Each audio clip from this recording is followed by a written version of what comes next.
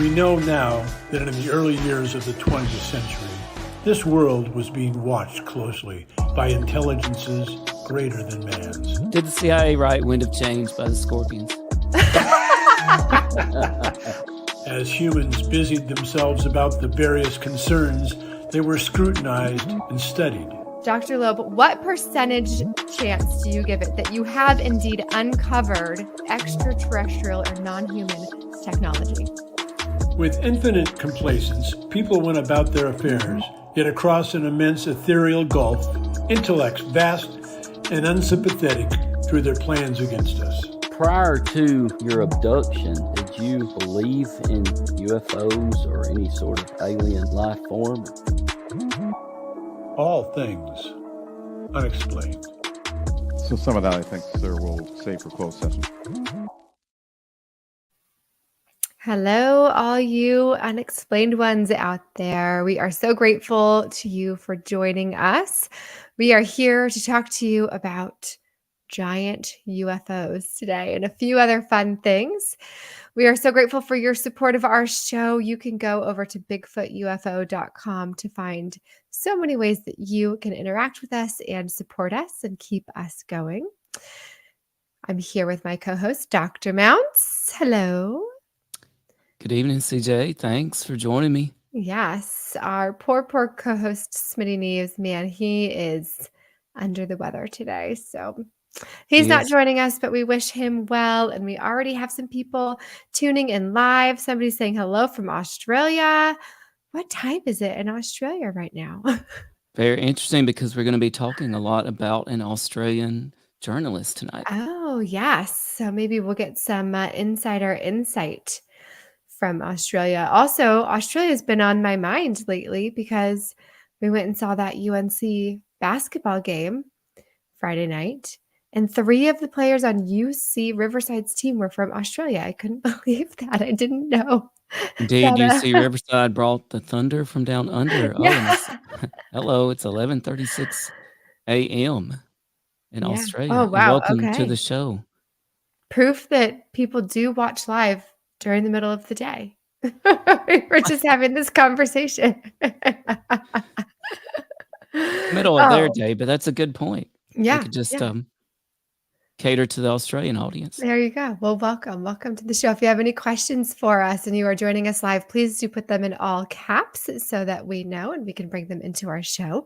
We do love to answer our audience members' questions, or certainly at least get you engaged with your comments. And I think we should dive right in. We've got a few things we want to tackle before we get into the giant UFO. So, Tim, what are you bringing to the table today? Well, first of all, I want to ask everybody, please, one way you can help us defeat the evil algorithms out there is to comment wherever you're listening or watching. Comment, like, subscribe, follow, repost. It really helps the show out quite a bit when you do that. And CJ, one thing I wanted to bring up from this week, did you notice that SpaceX, Elon Musk, sent another rocket? Yes. Now, so this was a giant rocket, and its purpose was to go into orbit. And SpaceX actually has a contract with NASA, and NASA's paying them to build the next rocket, supposedly, that will land people on the surface of the moon. Now, guess what happened to the rocket? Yeah, I'm not getting on that rocket anytime soon. Yeah. Blown up. I tell you what, if you're volunteering or if you're getting paid to go on that rocket to the moon, good luck. Good luck. There is not enough money in the world at this point to send me to the moon on one of those rockets. So this was the largest rocket ever, if I'm not mistaken. Is that correct? I believe that's correct. And by the way, what I still want Elon Musk on the show because I would love to ask him, hey, do you have access to the most advanced technology available? I feel like certainly the answer would be yes, right? Right. Okay. What do you need to call up the folks from the 60s with the Apollo program? What's up? Do you have any of them on your advisory board? We believe, it seems, that we sent several groups of people to the moon in the 60s with the Apollo programs. But Elon, what's up? You got the most advanced technology in the history of the world, but you can't even send this thing into orbit, Earth orbit? What's happening here? Or did we go to the moon? Exactly. That's I a whole tell you, other show that we've already done. it is. But it does make you wonder, right? Like, seriously, Yeah. we can't do it. We cannot send anybody to this is proof, right? And so why everybody just automatically buys that we sent all these people to the moon in the 60s, but yet acknowledges we cannot literally send somebody to the moon right now, no matter how bad we want to. You're not going. I don't know how people, rationalize those two things, but hey, it Then is what it again, is. we do have people on the International Space Station, which, same technology, right? So I guess what's with the giant rocket? Why is there so much more power? Why is there so much more technology going into the giant rocket? Is that really to get people to the moon, or are they thinking further? They're thinking Mars, right? Maybe so Mars, maybe a existing UFO base already on the moon. Your guess is as good as mine. Now, is this the same rocket that they're trying to be able to bring back and land on? You would presume so, right? This one they hope to collect in the ocean somewhere, and so it was supposed to come back down, Mm. right? But Well, because that I know was for not a the while case. they were working on technology that would launch and then would come back down and land on the Earth. Because if we're going to do real space travel, we have to be able to reuse our rockets. Right. But again, Apollo landed on the moon and then performed a much more complicated task, and that is taking off from the Mhm. moon and navigating all the way back here, which, by the way, one thing I thought interesting is how many modifications they've made to the launch pad of these rockets. Well, how do you guarantee what your launch pad is on the moon? Yeah. True. I mean, I don't know. Is Do you there take the lunch pad with you? It reminds me of A League of Their Own, right? The way it works is the train moves, not the station. You just take the whole kit and caboodle up there. we'll just shoot for the dark side of the moon and hope for the best. So, CJ, there were a couple other stories here in the last week or so, and what this show started off being originally about Ross Coulthart, Coulthart, Coulthart, and he's made a Coulthart. Coulthart, and he's made a lot of statements about a giant UFO here recently. But then, of course, Jeremy Corbell and George Knapp on their podcast Weaponized, they broke a picture of a UAP. So that's always a big story, right? New picture of a UAP. And we had to put that in. And by the way, this is kind of really rubbed people the wrong way, this picture, but we'll dive a little bit deeper into that. You want to go ahead and look into that, CJ? Yes. Let's dive right in. All right. So we're going to attempt to examine and analyze the Syria Dome UFO and Ross Coulthart's giant UFO. Okay. Now, if you're not familiar with the Syria Dome UFO, Jeremy Corbell, there it is, and George Knapp I hate this so much. presented this to the world. Hello, world. Oh, world. This pixelated Hmm. nightmare of a photo, supposedly from a fighter jet. Now, so some people are No. saying this is a mushroom cloud. And CJ, some people are comparing this, and once you see it, you can't unsee it, to Kermit the Frog. Like if Kermit the Frog has a little bow tie on, I can see that. Yeah. No, well, it's the Kermit the Frog float, from the Macy's Thanksgiving Day Parade. Oh. So you see there's little people on the bottom, they got the strings attached. Oh.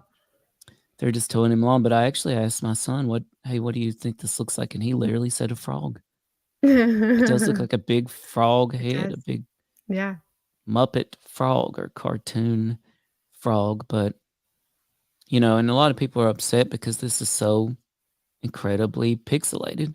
Right. I'm upset. If we're going to be upset, I'm going to join in on that. You're going to throw this at me and say this is your best evidence of a UFO. Oh, yeah. This picture reminds me of some of the video games I played when I was a kid, the very first games on the Atari 2600. And so, basketball was a set, two block people dribbling a block and shooting Right. at a block. And man, this is really what this reminds me of. And speaking of CJ, so I talked quite a bit about this picture this week. And if we were to examine the probabilities of what's happening here, okay, what do you think is the probability? Now, I'm just wondering that they take a picture and they purposefully pixelate it into something that we just can't construe, right? And then they just draw us in. It depends on who they is, right? If we're talking about Jeremy Corbell, 0% chance. You think 0. so? Yes, because he wants everybody to believe in UFOs. That's his whole thing. That is his thing. UFOs are real. Here's all of the proof that we have. This is not proof of a UFO to me. No, you're right. This is nothing. I could not tell you what this is a picture of. I can't even see if you say, I really want you to envision the dome-shaped UFO in this picture. I cannot see it. So 0% chance that Jeremy Corbell is purposely releasing a pixelated image so that we can't quite figure out what it is. Well, good. Well, I'm glad you said that because I would like to believe that, right? But I think the question some people are wondering is the unpixelated version of this something mundane, maybe a spy balloon, maybe a drone that we would obviously recognize? But you want people to Maybe a tune in. smudge on a camera. I mean, it. Right, it could be a smudge on the camera. A little backstory here. So apparently in 2021, December, over Syria, the fighter jets did engage 2 UAP. This is how they were first reported as UAP. At least one of them, this one, apparently was fired on by a UK fighter jet with a missile. So this is also very reminiscent of the spy balloon and the Alaska UFO that was supposedly shot down, right? So one thing we don't know is how big is this thing? I would say there's a lot of things we don't know. Well, and because we don't know how big it is, we also don't. This could explain the pixelation, and that is distance of the fighter jet from this object. Right. Or zoom, right? Like we know if you zoom, things get more pixelated, but that's a little disheartening, right? Because we've seen photos, videos from space, basically, or Yeah. orbit, from satellites, and just as clear as day, right? And is this really the best we can do from a fighter jet? That this is the best we've got? Yeah, I don't know. I mean, all of this is very frustrating because there's so little that you can really gather from this one picture. Do I want to believe that fighter jets came upon something that was they couldn't identify and they wanted to shoot down? Sure, I would love to believe that. I would love to believe that there are things going on. This is not proof to me. No, definitely not. Now, one thing that does lend a little bit of validity to the story is that apparently the pilots said that the second one, or one of them, the one they didn't fire at, sped away so fast they couldn't keep up with it. Mm. Yeah, I mean, I would believe. Now, is there video or audio of the pilots at all? Not that we know of. Not Have that the we've pilots got. come out and spoken and said that they did this? Where is this information coming from? As far as I know, only to Corbell and Knapp. That's where the information is coming from. Now, of course, hey, if one of these things did speed away, I think that lends us to believe that either drones are off the table or somebody's got a drone way more advanced than we do or that we realize. However, they did say on Weaponized that fighter pilots from other countries were shooting these down as well. And so in their mind, this eliminated the possibility that it came from one of those other countries because they were engaging these UAP as well. As a I matter of mean, fact, they were engaging so many, CJ, they literally stopped reporting the UAP sightings. yeah. What do we consider a drone these days? Because our military has unmanned aircraft that can fly at very high speeds. That's a great question. I've wondered the same thing because I feel like when drones originally came out, they were kind of associated with two things: size, small, Mm-hmm. and unmanned or remote control. And now I feel like the technology has advanced so much, neither one of those or both those don't necessarily apply. We have essentially aircraft sized unmanned Right. drones, right? Even drones, what they call drones, but then also just straight up, we believe, stealth fighters Right. that don't necessarily have to be manned.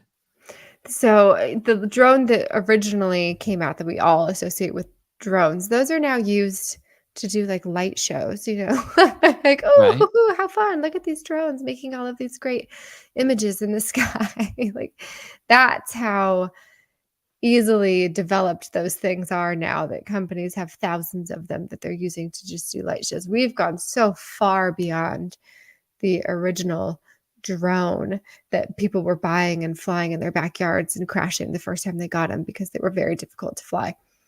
I still think they are pretty difficult to fly, but yeah, I mean, who knows what they saw? But unless we have the actual pilots coming out and saying, "Hey, this is me. I was on that flight. I took that picture. Here's what I saw." It all just feels like speculation. And do we have other fighter pilots coming out and saying, "I've seen something like it," or "This is," I don't know, like actual people that are saying these things and not just group speculation? Well, I think part of the problem is this whatever's happening remains classified. And so that any of these military folks are bound, by the classification of the matter. So that's a problem. We have listener SEQUFOW in Australia, and they commented, "This image," they are referring to Kermit the Frog UFO, "says nothing, need video. Video would be amazing. Was this a quick flash or was it an object that stayed in the sky for a while? I have better images than this, but many are just quick flashes." Whoa. Wait a second. Better images that you yourself have taken? And if so, how do we get those posted? Yeah, let's get your people Or better images that SEQUFOW people with have our sent people. you, or better images that you have found elsewhere? Where are these images coming from? That's Well, all. they're in Australia too, right? And Australia is Yeah. a big topic on this show tonight. And I feel like Australia is a hotbed for UFO activity. Oh, here we Live go. stream all here on YouTube. Oh, look at your cool logo. That is cool. It's SEQUFOW. So Man, everybody needs to check that out. We're going to check yeah. that out. Maybe we can get a show together. That would be pretty great. Let's see. They post everything on their channel. That's disclosure right there. Posting everything on their channel. That's something Corbell and Knapp could learn from, and that's from SEQUFOW here. Just put it out there. That's one of the things that still bothers me, CJ, is we have these folks who just keep teasing us with these Mhm. pictures and videos and these stories. And we're going to get into more of that tonight, right? But yet the same people keep calling for disclosure from the government and the military. Well, how about you disclose? Right. You And that's claim an to have all this issue. information. Yes, yes. And in doing my research for what we're going to talk about tonight, I got a little frustrated with the exact same thing. Like, "Oh, I can't tell you because." Yeah, and Okay. that's kind of a theme for the night. We've got Now, Corbell, who, by the way, I'm taking nothing from them, they're legacy keystone figures in ufology, and we've got Ross Coulthart, who is the same situation. They supposedly know some of the biggest secrets in the world, right?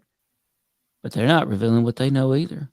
So it's hard to know, where one bit of secrecy ends and disclosure begins. Like what's happening here? Well, the So, frustrating thing too is that I personally feel like I'm on this brink of fully believing that, yes, something else is happening because so many people are talking about it, because so many people say that they have evidence.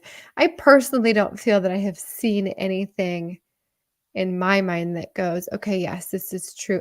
I haven't seen it with my own two eyes. I've had a lot of people come on this show and tell us their stories of things that they have seen or talked about even being abducted, right? And every time I listen to them, I believe them. I feel like what they're telling me is true. But I have so much exposure to it, and I still am on that brink of, I don't know what's going on out there. Think about all of the other naysayers, the people that don't believe, that have no intention to believe. And then you have these very big names in ufology.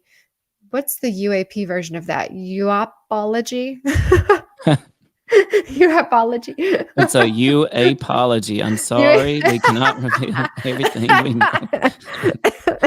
We are you apologizing because we ain't telling everything, You got folks. me coughing.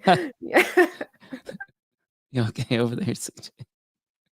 My you apologies to This you. is what happens when I have a cough for like weeks on end. If I start laughing, I just go into a coughing fit. So, I'm anyways, not 100% myself, but but the that's fact that we've got these big names that are just constantly teasing us with information that they don't ever fully share leaves all of the other people that haven't, gone in head first going, no, this is all fake. yes. And by the way, we officially own the copyright to you apology now, and we intend to be using it quite a bit. Well, some other things that came out in Weaponized with Corbell and Knapp, they did reveal what the primary qualifications for engaging UAP were. And this has been a topic ever since, ironically, the 2023 U.S. Super Bowl.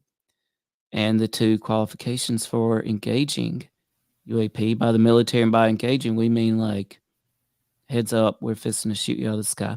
One, proximity to ground troops. And of course, the Syria image was supposedly taking over an active war zone, I believe.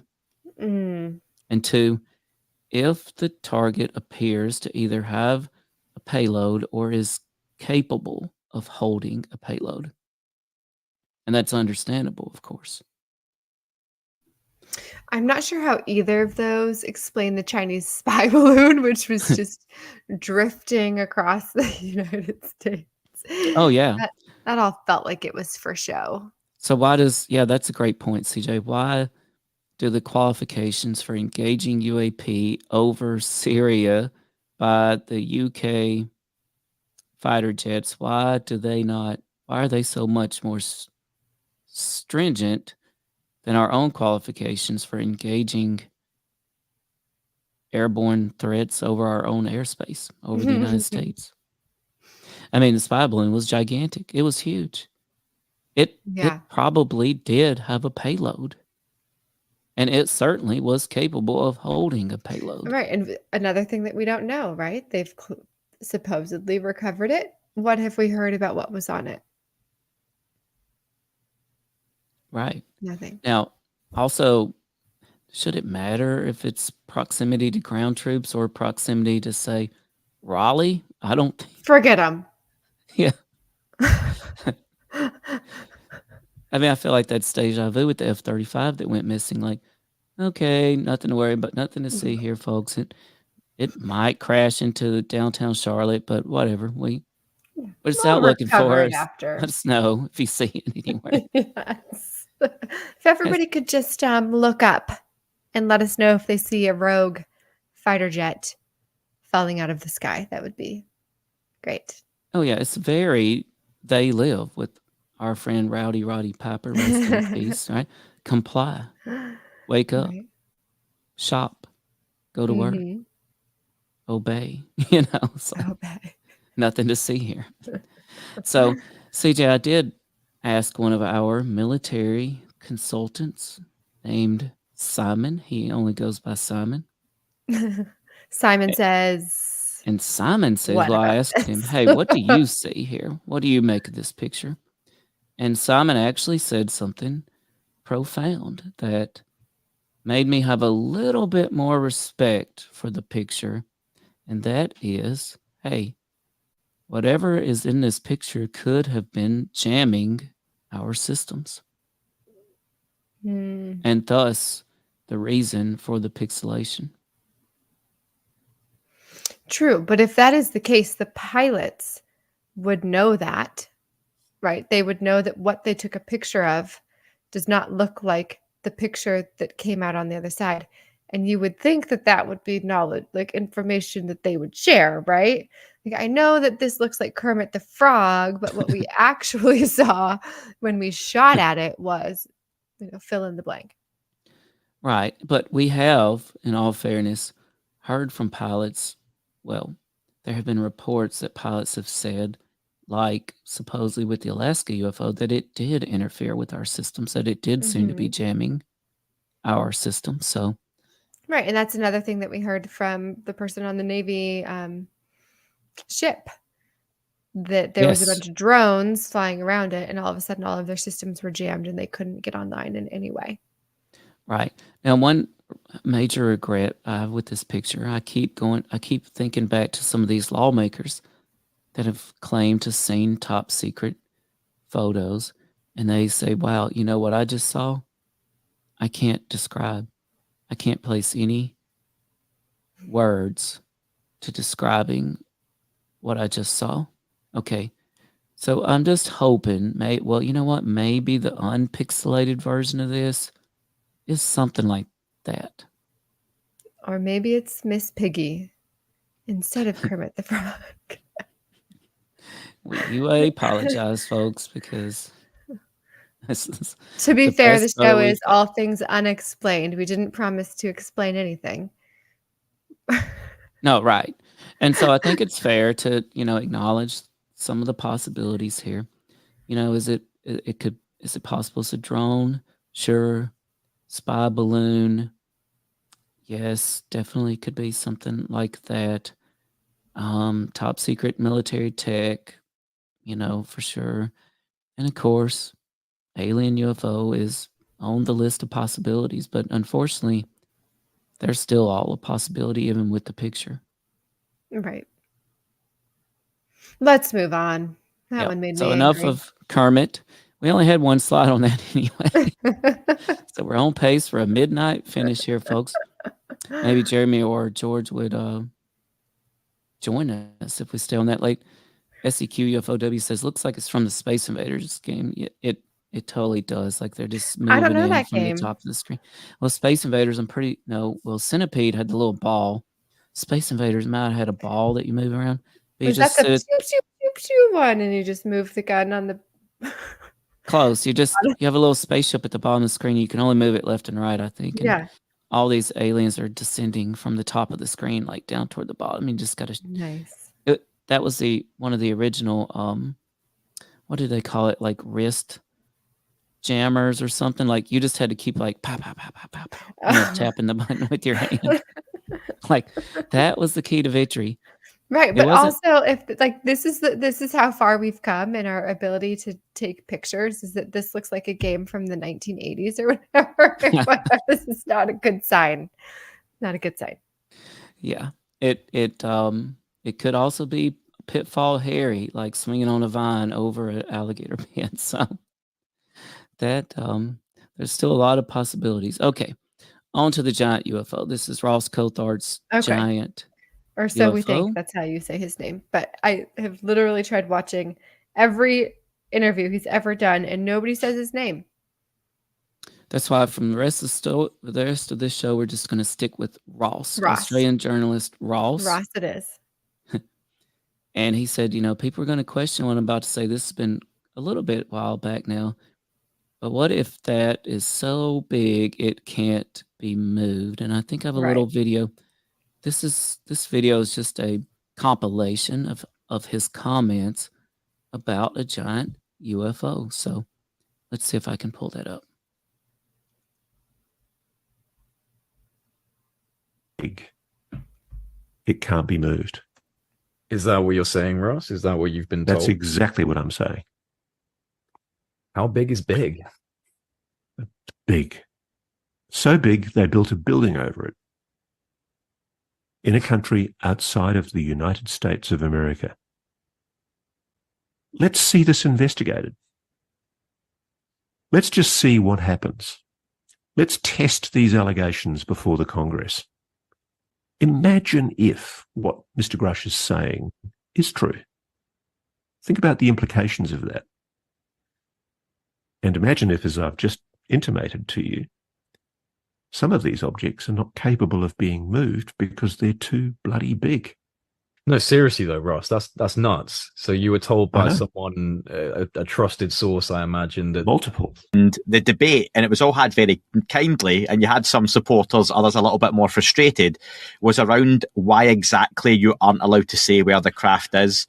And I wonder, is that protecting sources, or what would happen if you came out today on this podcast and said, okay, Andy, the craft is in France? Let me tell you, I can't tell you the country it's in. It's not America. But what I can tell you is that the place where it is kept is used for another purpose that is a laudatory purpose. That's as much in your interests in your country in the UK as it is in mine in Australia and as it is in America. So the simple reasons are that, you know, there are other uses for the place where this object is stored. And we could end up with a Storm Area 51 type scenario if you came out and announced it. I can tell you, mate, that would be a nightmare, an absolute nightmare. I don't want the personnel in those facilities to be hurt, and it could create an international incident. All right, CJ. So I feel like there's a lot to unpack there. What And word did he use? Laudatory? Laudatory, yeah. How do you And spell all that? I believe it's Laudatory. That's what I was looking up. It says of speech or writing expressing praise and commendation. I don't understand. Well, How does I think that the bottom fit? line is this place has a very important purpose. Praise. Okay.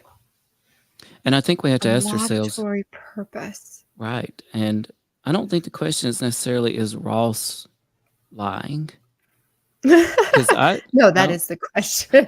Well, sort of. But I honestly think, okay, he believes what his sources are saying. Mm-hmm. This is not, of course, his only UFO story. So the question is, what portion of what his sources are telling him is the truth? Right. And I find this one so interesting because now he's talked about it more than once and revealed multiple things.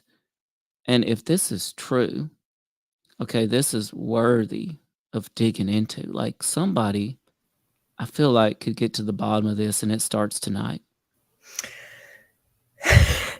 There's a song there, right? I feel like there's a song there. Okay. So giant UFO that can't be moved. There's a building. Okay. Where's that word? Do you have it in here? There's a building around it that's being used for another purpose. Right. So which of course makes me think of Area 51. Is that why Area 51 was built? Was it built around something that they were trying to hide, and then they started, disassembling it right there to try and reverse engineer it? Is that why Area 51 exists? Could be. Now, of course, he did say it's not in the United States. It's somewhere Right. I'm outside the just United saying States. But if this has happened elsewhere. Right, for sure. And of course, he could just be saying that to throw us off the track of his sources, right? And some of the things, the major takeaways from what he said is big, so big they had to build a building over it. It's, according to him or his sources, outside the U.S. And he encourages Congress or somebody to investigate this. And he said he's been told by multiple sources and that it does serve a very important purpose, the location. So at least a dual purpose, right? One, to house the UFO, and something of strategic importance, by the way, to Australia, the United Kingdom, and the United States. So I think, Well, okay, so just so that I'm clear, he's saying there is one. yes, We're not talking about multiple UAPs in multiple locations that are being housed in buildings that were built around them. We're talking about just one. right. There could be multiple, but he's saying his sources have told him of one giant UFO. Okay. So what I thought we would take a look at, CJ, is just break this down and what are some possible locations for this giant UFO. And I think the first thing that popped in my mind is Palmdale, California, remote desert areas. That's CJ's hometown. Low population density and limited civilian activity. Yeah, I mean it's grown since I first moved out there. When we first moved out there, I was an infant, and the entire town exists because of aerospace. So you've got Lockheed Martin out there, you had Rockwell out there for a while, you still got Northrop Grumman, you've got Boeing, you've got Edwards Air Force Base. All of these places are out there in this nothing town that is essentially desert for as far as you can see. And everywhere you look, there's giant hangars where they're just building aerospace. And there's lots of secrets out there. Oh yeah, and not That's only for that, sure. but of course, giant swaths of land in the United States, Yes. in the West, and Australia for sure are desert, remote areas. I don't know about the UK. I don't know if the UK has any remote desert areas. If anybody knows of any, certainly let us know. But I do think remote desert areas, is a possibility. As You know, you are had before we move forward, sure, you had messaged me a few weeks ago or maybe months ago. I don't know. My brain doesn't actually work in that way. But you had said, "Hey, do you know anything about this location out in Palmdale?" And it was an older, I can't even remember now. What was it used for? An older airspace of some sort. And I right. don't think anything happens out there to my knowledge, but they have, old planes and things out there on display in a big hangar. I don't know what's in there. Well, and of course, this would be one of the theories, right? Like, what better place to hide something than in plain sight, Mhm. like a museum Right. or somewhere, open to the public. It would be a brilliant move, right? Yeah. Now, What if it's at the Durham Museum of Life and Science and what we think is a fake spacecraft in the middle of that thing is actually real? yeah, and you got the Durham Bulls putting out T-shirts with UFOs on them. What's up with Shooting that? them right out of cannons, I think Shooting those shirts. I think somebody knows something that we don't know. They're just teasing us. They're like, "Oh, these idiots." Matter of fact, we're gonna examine in a little while. CJ, you and I might be sitting on top of this giant UFO right now, and I kid you not, we might literally be Oh, sitting I on know where top you're going with this. Okay, let's get of the into giant UFO. But of course, very Antarctic similar to remote research. desert regions. It could be in the Arctic or Antarctic, and Yeah, we've always heard a lot I'll about never know. I'm not Antarctica. going there. But we do have Noah Stricker on the case, though, True. the Michael Jordan of birding, Poor Noah. It's like, and I think he's in Antarctica right now I- without access to anything except penguin technology because he has not replied to my emails for a while. he was thrown by our questions. He really, You but I thought think you he's were coming looking. on to talk about birds, buddy. We want to know what sort of UFO activity you've seen in Antarctica. Yeah, I know, right? Like, I mean, I did post an incredibly foreboding picture of a penguin colony before he came on the show, so that should have been a clue. But of course, Antarctica, extremely remote, harsh conditions, limited human presence, challenging accessibility, all the things, a top secret UFO cabal could hope for if they're trying to cover up a giant UFO. And of course, not coincidence, maybe, that we shot a UFO down over near Dead Horse, Alaska, right? And friend of the show, Dane Beck, told us, hey, this is barren. This is, It might be really close to Anchorage up there, but you just take a few steps out of town and you're pretty much off the grid. So Antarctica continues to be a potential for alien activity. Makes a lot of sense if you ask me. As does, this one keeps coming up a lot now with USOs, underwater facilities. Well, if it's submerged, this would add definitely an extra layer of secrecy and security, CJ.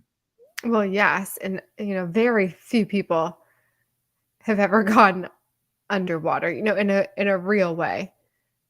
Have Right. ever really gone down far enough to explore the bottom of the ocean. I mean, that is a very small percentage of people that have done that. But maybe those people that were going to look for the Titanic, maybe they weren't going to look for the Titanic. Maybe that was just a cover up.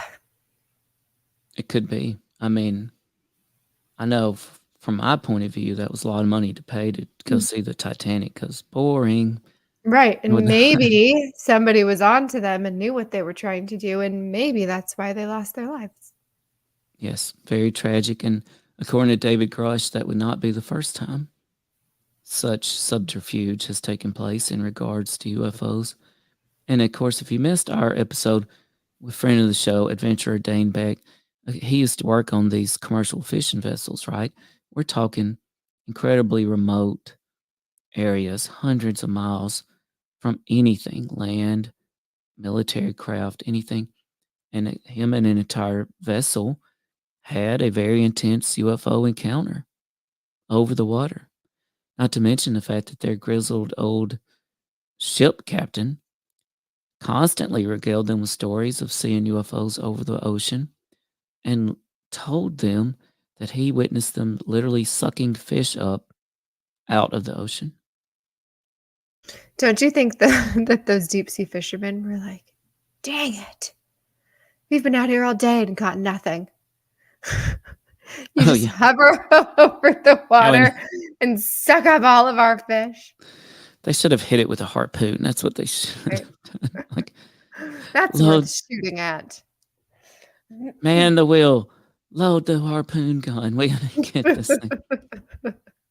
But, I did see, I think this was a physics post. It could have been from Neil deGrasse Tyson as he was briefly talking about physics recently. Because he likes to talk about a lot of other things. Yeah.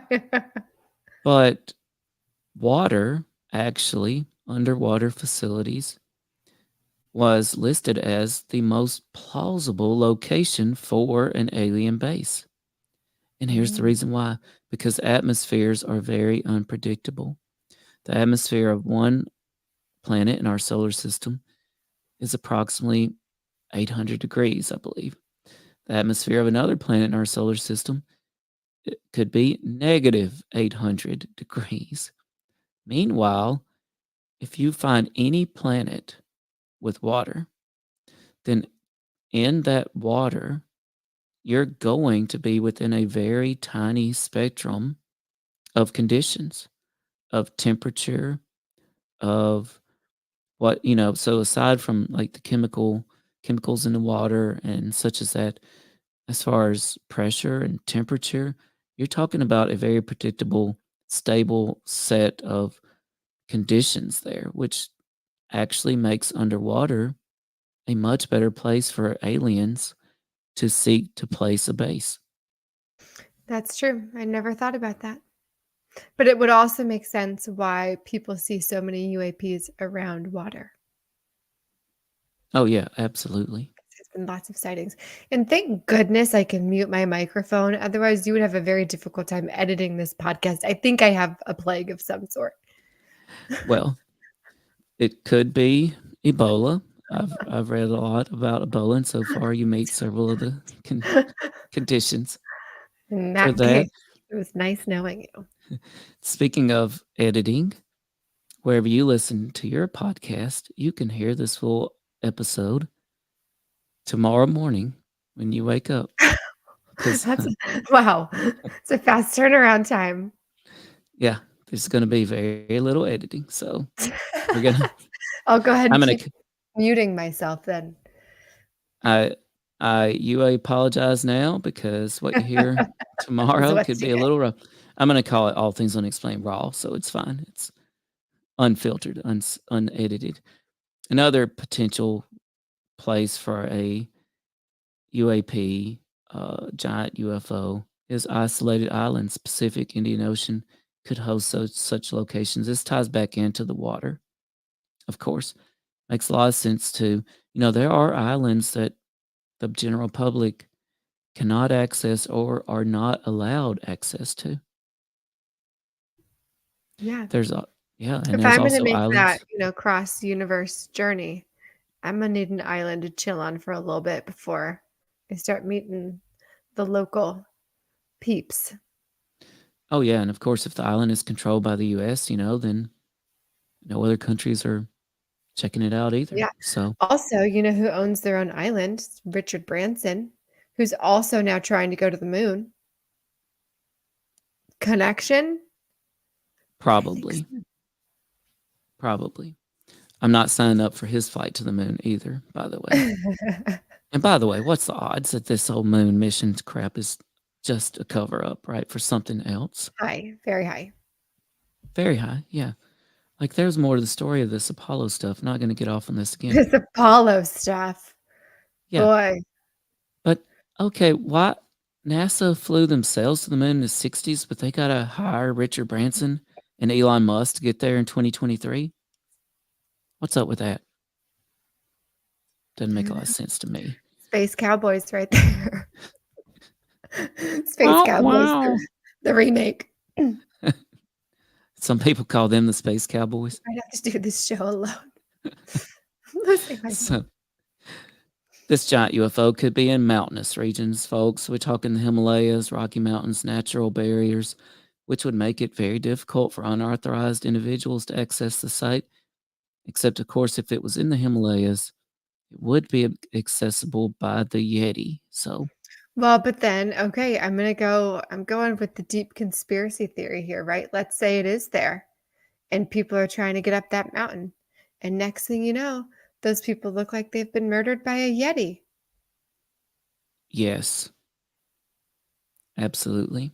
Although I'm Although, going Kay Scarpetta, Patricia Cornwell, unnatural death here.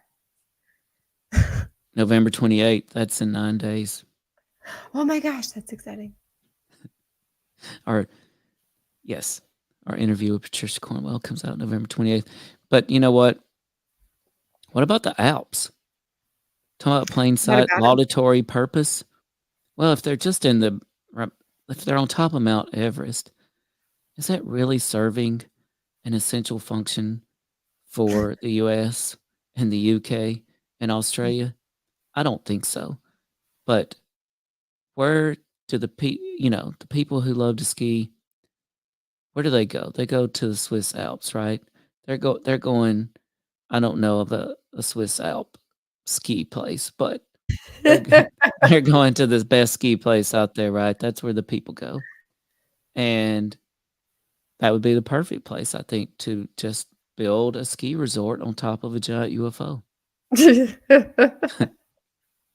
Free energy for your ski lift. Off the grid. Goodness. We're running on the UFO power. So running on empty. Maybe that was good. Maybe the mountain base. I love that song. And who sings it? That would be, I've seen him in concert. Don't tell me, it's going to come to me. Jackson Browne. I was tapping a 2 on my forehead. I don't really know how to play charades, but yeah, 2 words, Jackson Browne. Oh, 2 words, thanks. The artist has 2 words in their name. 2. Or peace. Or what V. A great clue that was. V for vendetta. All right, it could also be this giant UFO, also known as Ross's giant UFO, could be in an existing military base. Yes, we're talking somewhere like Area 51, places that already have a high history of high secrecy and high strangeness. Makes sense, right? Definitely makes sense. Could be in foreign territories, placing a facility over a giant UFO in a foreign territory, potentially under an agreement with another government, could provide an additional layer of secrecy and security. That also makes a good bit of sense. But now I'd like to get into some actual hypothetical locations, CJ. Okay, let's dive in. Let's do it. So right off the bat, I'm wondering, I'm going Transformers here. Have you seen Transformers? A long time ago. Hoover Dam. Maybe there really It's is. not clicking in my brain. The Transformers I and think the they Hoover hid Dam. Megatron in the Hoover Dam. Oh, okay. So, Your only problem with this is that you said it's not in the United States. no, you're right. But do we really trust Picture anything? of. You know, like surely this could be a little bit of a psyop stretch by Ross Coulthart or No, we don't trust his it. sources. We trust no one. Yeah, we don't. We trust no one. I told somebody that on TikTok, by the way, and today, because we had a video go viral today on TikTok with 2 military helicopters going over my kid's playground. The kids were screaming in terror. No, they weren't. I'm sure they were. They didn't even notice. No. The only thing got odd look was me filming something. They're like, creep Yeah. alert. And all the you know. parents were not concerned about the 2 helicopters going over, but about you filming their children in a video of the helicopters. It was kind of, I was pointing to the sky. Anyway, Mm-hmm. so what was I saying? Circle back here. Hoover Dam.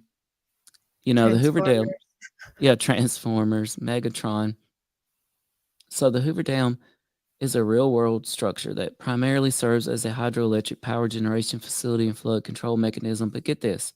Look at you. You can read. This is kind of mind-blowing. It's 1,244 feet long. Yeah. That's pretty big.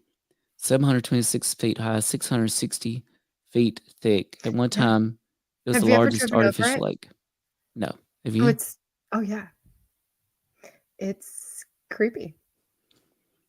It's So massive. you've been now, I've this is weird, 2 of the possible locations of a secret giant UFO. right. Wow. You are unexplained, CJ. Mm-hmm. Oh, yeah. Speaking So I was of, you telling can somebody find me on Instagram. Actually, I don't know my handle. What is it? you're the unexplained CJ. Thank you. Hit her up on Instagram, and we're on Instagram too. But yeah, somebody on TikTok said, "Hey, what's up with all the not trusting military aircraft going over us these days?" I'm like, it's not these days. We ain't never trusted military aircraft going over us. Hello, trust no one. X-Files. By the way, one of these locations has an X-Files tie-in. We better get to it. Our next hypothetical location, Dulce Base in New Mexico. This, Okay. by the way, literally is a hypothetical location. I mean, legit, nobody wants you coming to New Mexico. Do you ever see advertisements for visit New Mexico, move to New Mexico? When they say people are moving out of California left and right, ain't nobody going to New Mexico. No. And I dare you to rent a movie set in New Mexico, because I'm going to tell you what it's going to be about, most likely. Inbred, radioactive, cannibal hillbillies. So, Oh my gosh. All of them. Every movie ever made about New Mexico. if it's set in New Mexico, there's a good chance that's what it's about. So this Dulce Base, yeah, it's just a hypothetical location because people believe it's there. Nobody knows for sure it's there. It's supposedly under the Archuleta Mesa near Dulce, New Mexico. And it's been the source of a lot of I gotta look this conspiracy theories. Archuleta Mesa. That's what a fun name. What do you So look like? Have I driven by you? Apparently in 1979, a local businessman was convinced he was intercepting electronic communications from alien spacecraft and installations outside of Albuquerque, also known as the place Bugs Bunny or Wile E. Coyote took the wrong turn. By the That 1980s, was a wrong turn for sure. Benowitz believed he had discovered a secret underground base near Dulce populated by gray aliens and humans. By 1983, his claims appeared in the popular press, and of course, the rest is history. 1987, ufologist John Lear claimed he had independent confirmations of the base's existence. So, again, Lots of independent confirmations of things these days. it sure is. Ross Coulthart's sources independently confirmed that what his sources are telling him is accurate. But I still believe if there's high probability on all these things that we can't know what the motivation behind sources is, and we don't know. Maybe it's always just a bit of truth and a bit of untruth, right? I feel like that wouldn't be uncommon in conspiracy circles. So what if they really want to throw people off of finding this, but they want people to know, they want the story to get out there? A great way to do it would be to say, it's not in the United States, folks. Okay, so nobody's looking in the United States, but there's still a giant UFO out there, right? So just a bit of psyops there. This UFO cabal is they're really pushing hard these days. It runs deep, and there you go with the underground Hey, facility. we need our friend SEQUFOW. What does that stand for, by the way? To chime in here. Pine Gap, Northern Territory, Australia. Yeah, I feel like we've asked SEQ UFOW. Go it. SEC. We should start that chant. SEQ. We got Pine Gap and Northern Territory, Australia. And to me, this one makes a lot of sense because Ross Coulthart is Australian. He said that whatever the location is, it's outside the United States, and it's of high interest to the U.S., UK, and Australia. So I feel like Pine Gap has to shoot to the top of the list here for possibilities. It's a real world facility jointly operated by the U.S. and Australia, and it's used for signals intelligence. It's often associated with extraterrestrial technology and conspiracy theories. What is this picture that you have?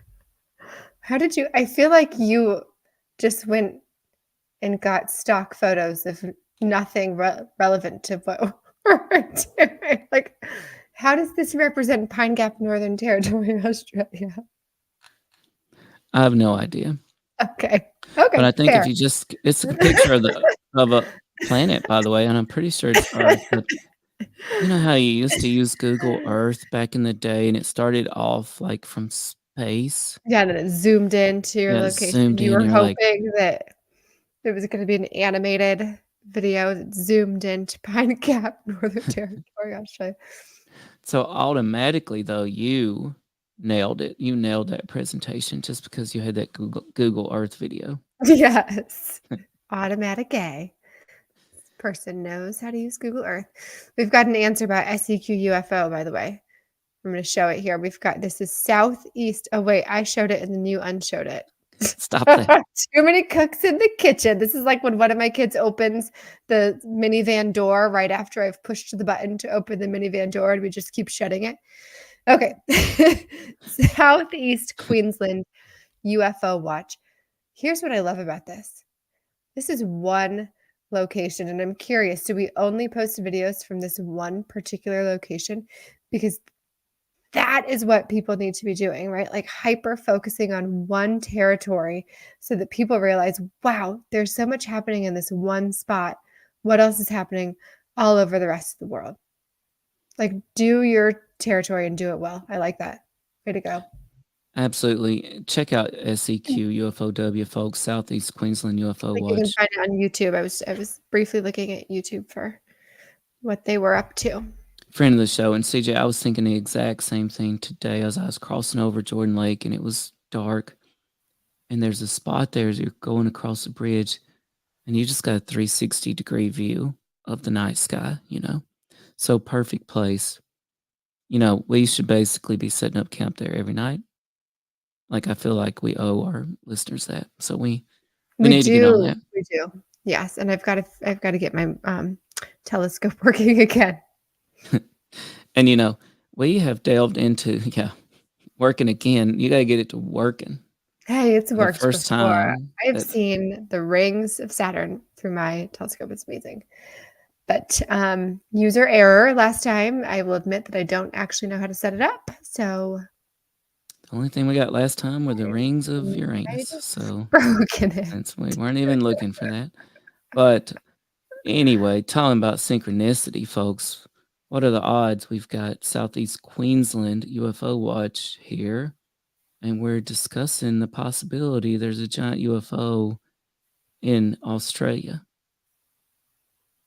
I mean, we're speculating at best. Yeah. But still, it's pretty synchronous. Still. I feel like it's a sign. As a matter of fact, they might be here to distract from our conversation, maybe from us getting to the bottom of it, or maybe they're here to help.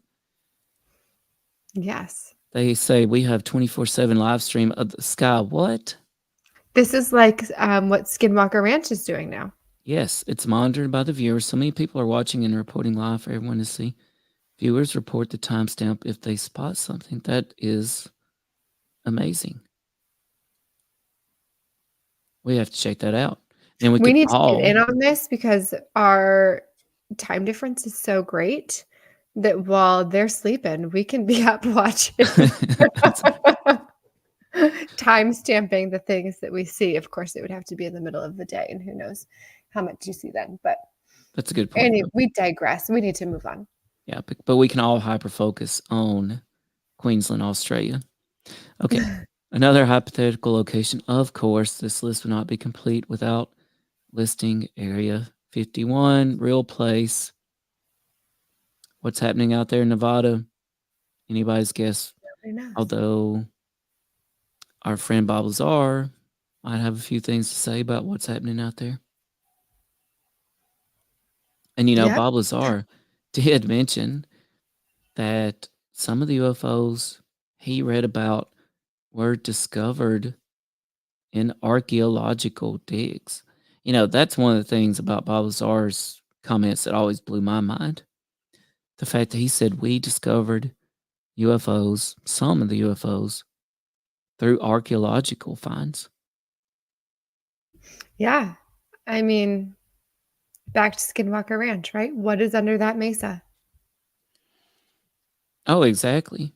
And to me, this makes the perfect UFO to build a building over, right? Like if you discovered an archaeological find underground of a giant UFO, this might be the perfect thing to, say, hey, we're not moving this thing, but we're going to put a building over it.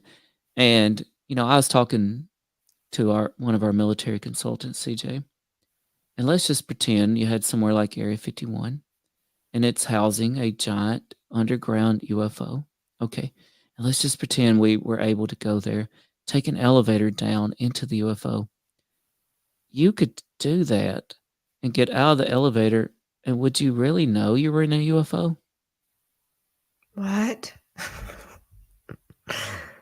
If you took an elevator 13 stories. You're going to do it again. You're going to say it again. Okay. Yes. We ride an elevator 13 stories underground. Got it. Going down. All we're knowing is we're going to tour something. We get out of the elevator. Would we even know necessarily that we're in a UFO? They could make it look like anything. Or maybe it just already looks like, a modern facility here. Is it still a UFO if one, it's not flying? And two, they've turned it into something else. Right. I don't know. But you see my point. If we did discover a buried giant UFO, right, we could theoretically allow access to it, and the people going in, they really wouldn't have a concept necessarily. They just turned a UFO into the Mall of America. Correct. Oh, yeah. Maybe that's it. I see where you're going with this. So here's the only problem I have with this particular scenario. You can't just build a giant building in a day. So something is sitting out there for months. Well, Something that's a very, good. very, very, very large is sitting out there. I know what you're saying. You're saying that, perhaps this was exposed. If it was exposed already, why did it just not get noticed, right? Right. That is what I'm saying. And I think that probably lends credence to this notion of maybe it was underground, Mhm. maybe it was underwater, Right. because people do speculate that we ourselves have underwater bases. Maybe it was within a mountainside, for example. So I think that's a great point, CJ. I think there's a high probability that if this giant UFO exists, it was at least partially covered in some way, right? Yeah, it would have had to have been. Or it's so remote in a location that nobody goes. Right. But it does make me think of Ancient Apocalypse, right, with Graham Hancock. And when they go and look at the Amazon, for example, they are discovering so many ancient sites there in the Amazon that only now with modern technology are we able to figure out, hey, there's a whole freaking city up under these vines Right. and LiDAR trees, scanners and yeah. right, and growth. And so I do think, it's also possible. I mean, nature has a way of reclaiming things, right? Like if we completely abandon a city, I mean, how long from now would we not even know it was there? I don't know. Maybe not that long. Maybe longer than you think. I Well, don't know that that applies to this. let's just say, hypothetically speaking, a UFO crashed here 1,000,000 years ago. Okay, got you. So Right. this is not necessarily a modern day UFO that we've built a building around. This is something that could have been discovered and oh gosh, this has been here thousands of years. We want to figure out what it is. We're going to build a building around it, make it look like it's a facility, bring experts in here to start taking it apart, reverse engineering it, and we're going to use the technology that we find to do something else, and we're going to use that as the front of our business. Yes. It could even be the UFO that took out the dinosaurs. Is that a thing? Is that a thing that people have said, or did you just make that up? I did just I didn't make it up. It sounds bad. I did just think of that. That's That, brilliant. people do associate, and I think I don't know. I find And it a the little UFO bit that took out implausible that a comet, asteroid, meteor strikes the Earth and is responsible for the complete elimination of dinosaur life. But maybe it was a UFO. yeah. A giant UFO would certainly do the job, wouldn't it? I'm gonna say that from here on out, like, well, when the UFO took out the dinosaurs, and just see what kind of reactions I get. If you say it enough I times, like it. it Right, it becomes becomes reality. It textbook. becomes the truth. Well, you know If what I though? say it to the next generation of humans, so they won't know any better. Oh yeah. Well, plus it was in the news this weekend that a new study revealed that it is plausible that dinosaurs still exist on other planets. Back to I the like the dramatic pause. oh, that's what the article did. And that's how the title of the article was. It wanted you to click on it, but yeah. Yeah. So Well, they of course found, that's plausible. yeah. Yeah, okay. It's this whole notion that, We're off track. We're so let's- off track here. transpermia, anyway. We will Alright. do an episode on dinosaurs on different planets. Yeah, we're On nearing the another day. finish line here, but another hypothetical location back to the United States, Mount Weather Emergency Operations Center in Virginia, another real world facility. And it is a real facility used as a continuity of government location. What So about the it's Denver airport? Well, they do have a new train that gets to downtown, I hear. Everybody talks about how there's some sort of secret underground facility built under the Denver airport. Oh, you know what? I have heard that. Yeah, that's where if beep goes down, all of the top politicians and stuff are going to go underground into the Denver airport. I'll Oh, be there yeah. soon. I'll do some Wait, investigating. this Mount Weather Emergency Operations Center, though, it's actually been in the media quite a bit. So both it and the bunker at the Greenbrier in West Virginia were featured in the A&E documentary Bunkers. And not only that, but it was the setting for the 2002 series finale of The X-Files, Ah. as well as the 2008 film The Day the Earth Stood Still. So this Mount Weather Emergency Operations Center is a pretty creepy place. Yes. I feel like the future version of myself that has more time on her hands has a whole lot of TV to catch up on. Also, by the way, when I go to the Denver airport, I'm going to step in the elevator and see if it has the -13 as an option for a floor to go to. And would you hit the button, though, if it did? I think I would have to, and I'd have to live stream it. That would be awesome. And If would anybody anybody knows me, watch? you know that none of that is true. I would not do either of those things. I think you just need a co-host there with you. Yeah, and maybe a little drink or two. So another hypothetical location for this giant UFO, the RAF Menwith Hill And you really put some thought into these hypothetical locations. That just in is a North Yorkshire, never-ending England. list. I think there's only one more. Well, this Menwith Hill is a signals intelligence facility operated by the United States, but in England, and it is often linked to paranormal theories. And thus, it did make our list for a possible location of the giant UFO.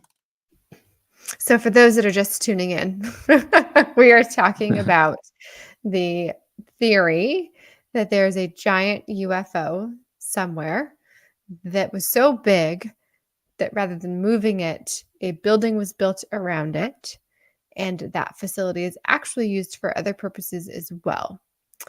So we are speculating on where those locations might be.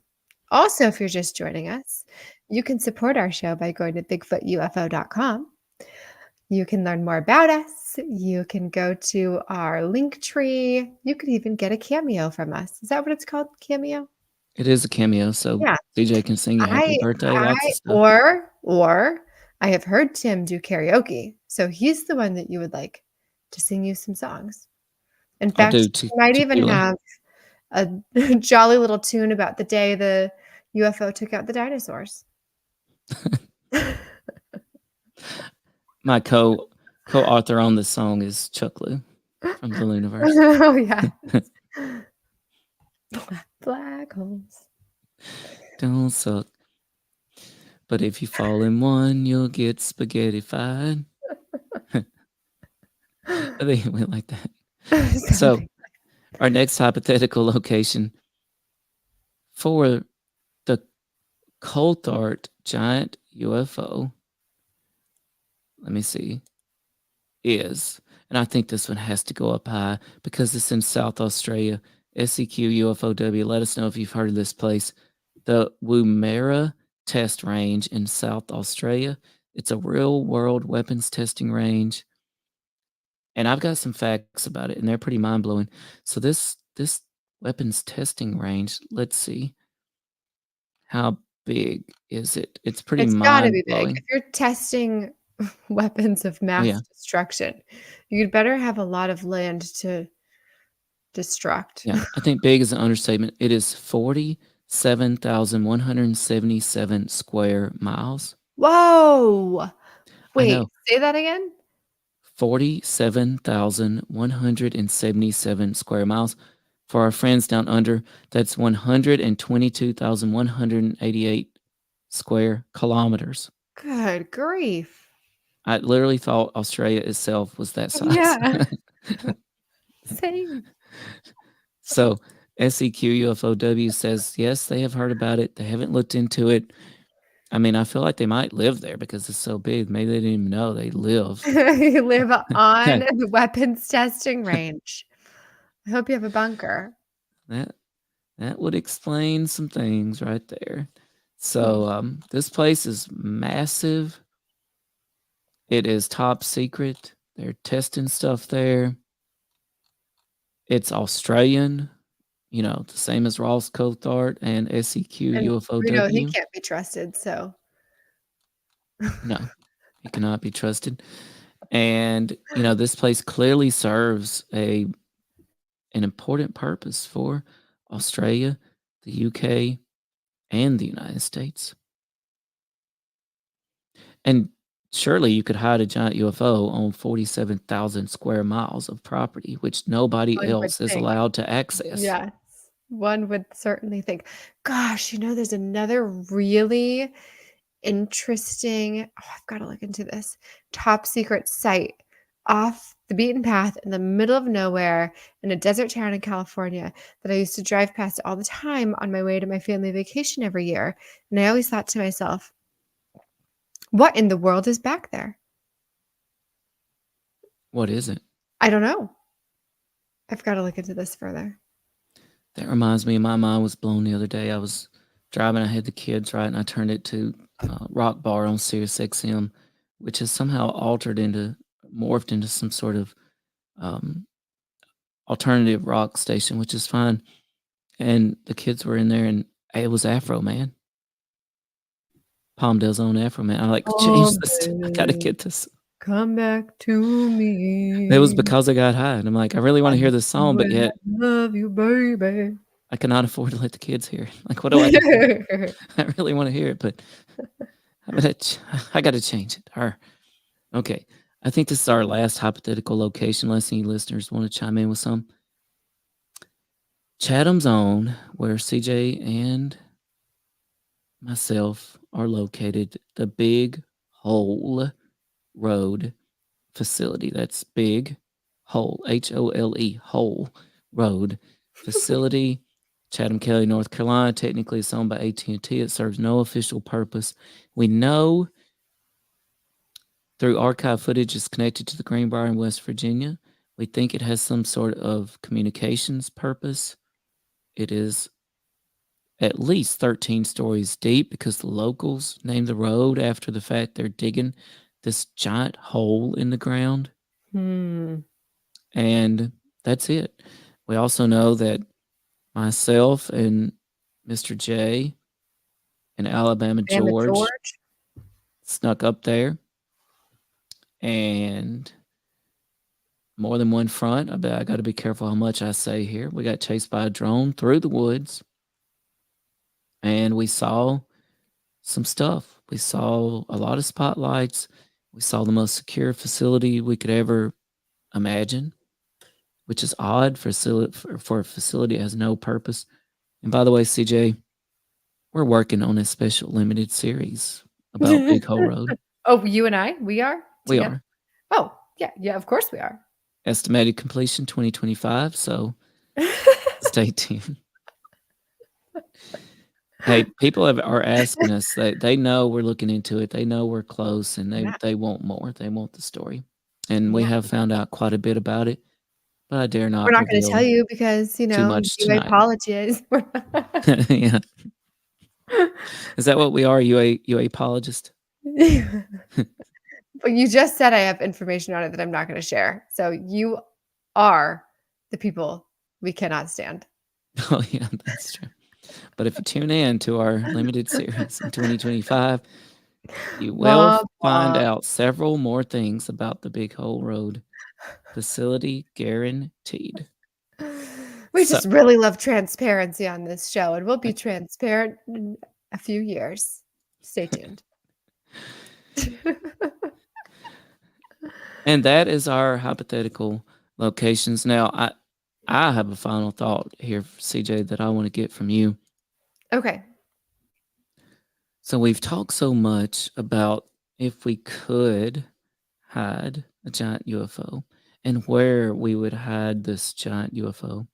We would But hide it where it lands because if it's too big to move, we're not moving it. right, or where it's hidden. Yeah. But one thing we haven't talked about is why. Why would we hide or build a building over this giant UFO besides the fact it's too big to move? What Uh, other implications are there of there being a giant UFO? Let me think. Money, power, technology, warfare. Shall I keep going? If you got more, let's yeah. No, we really would be talking about Control, fear. right, the most strategically important secret in the history of the world. If this is out there, right? Like that's not an exaggeration. It would be the greatest secret ever. So clearly, somebody is going to put this under wraps. Here's the thing. Gosh, I have a deep dive going on in my brain right now, and I'm trying to process it all. So let's say the US does have this giant UFO, right? They've reverse engineered it. They've taken technology from it. We're now using that technology to advance our civilization light years, right? Truly, if you think about how our technology has advanced since the 40s to now, even since the early 2000s to now, right? We've made huge jumps. But all of the other countries, big players, their technologies have advanced as well. So either those technologies are not coming from some super top secret UAP that we have control over, that we are reverse engineering, or we are selling those technologies to our enemies. Wouldn't put it past the government. Right. I mean, all of those are plausible, right? I mean, again, it would be the most important secret, and especially military secret. And I think what upsets people when we're talking about disclosure is we are talking about world changing technology too. And we've heard this notion that they keep it secret because if they were to reveal it, for example, if tomorrow there was no need for energy, that all the world's economies would collapse. What do you think about that? Do you buy that? I mean, I think that we're currently at a point where there's no need for humans. Our technology is so advanced. So, yeah, that wouldn't be good for, humans. So there Right. is probably truth to that where, yeah, there probably is no more need for oil or other things. And yeah, the economy does collapse. I think you see war and crime and things like that go up as well. It's Right. all to maintain and control. And we're talking about putting together a religious episode coming up soon. Well, one other thing it would do, CJ, is for our entire existence, that is humanity, we have more or less placed ourselves at the center of the universe as the ultimate beings in the universe. Like a toddler. Yeah, right. We're all just toddlers at the end of the day. But minus, say, what we view as celestial beings, religious beings, God, angels, Jesus, which may be one and the same, by the way. But let's move past that. For most of the people, we are the center of the universe. Like, we control our destinies. Okay? We control the earth. For the most part, we're the only thing going on in the solar system or the universe as we know it. But if we suddenly found out that a giant UFO crashed here, then this is a race of other beings dramatically more advanced and intelligent than we are. What does this do to our sense of self, our sense of worth, our sense of being, our sense of place in the world and in the universe? It could literally be crushing. I don't know. I think you give humans too much credit that they would even care. I don't know that it would be some big existential crisis for most people. I think that everybody's so wrapped up in themselves and how many likes they get and how they appear to the world and to the universe and what have you, that I'm not sure that people would implode. Well, what if we I think that discovered, people would still think that they were the center of the universe. except what if we discovered that we were essentially ants to these other beings? Would it make you go about your life differently? And not more than just stepping back and realizing how big the universe is. I mean, the first time I learned just how big the universe was, that there are trillions of stars like our star, that there are billions of solar systems like our solar system, that the universe continues to expand, that we don't even know how far it goes. And you go, oh, wow, okay, whatever problem I'm experiencing today seems pretty trivial given how small I am in this universe. Maybe people might have that realization for the first time. I think there's a lot of people that haven't put any thought into that, and they're so wrapped up in themselves and their own problems and their own day-to-day lives, so they might stop and go, okay, that's trivial. But I just think that there's some people out there that wouldn't care. So many things have happened on this planet that people go, well, okay, well, what's Kim Kardashian doing? No, that's right. And Southeast Queensland UFO Watch says we are just a speck in the electromagnetic spectrum. Ooh. What if beings exist just outside of our perceived spectrum? They are here. We just can't see or experience them most of the time. Pretty profound statement there. Yes. And I think there's something to that. I think that all the time, actually. I'm like, well, what if clouds? What if clouds are extraterrestrials? What if clouds are higher intelligence, right? And I'm just looking up at them going, oh, how pretty. Those are lovely. They come and they go. Well, I think one thing that's disturbing, CJ, is if there is a Ross Coulthart giant UFO out there that we've built a building over, that it was so bit massive that we could not move it, right? I think it's disturbing to realize that whatever got this UFO here, there's a high probability that they have manipulated human existence in some sort of way. Are you disturbed by that, or are you excited by that? Both, I guess. Both. And I see a lot of this from different researchers on UFO Twitter. And of course, I grew up religious, and technically, if you're religious, you do believe that humans were steered or affected by otherworldly beings. But of course, this would add a whole other layer to it. Because then you got to think, well, they're probably not the only ones either. Right. Maybe these are the benevolent ones. Maybe these have bad intentions for us, right? I'm going to go the Avi Loeb route here. If a species has survived long enough to be intelligent enough to get to another planet, they are not a cruel species, because they would have killed each other before they ever made it off their planet.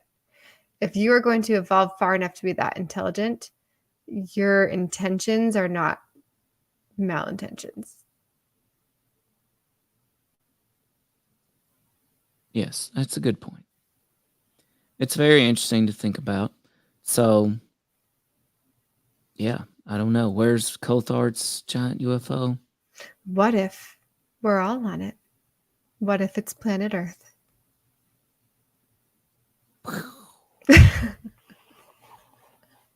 That would explain a lot, this whole core mantle of the Earth situation.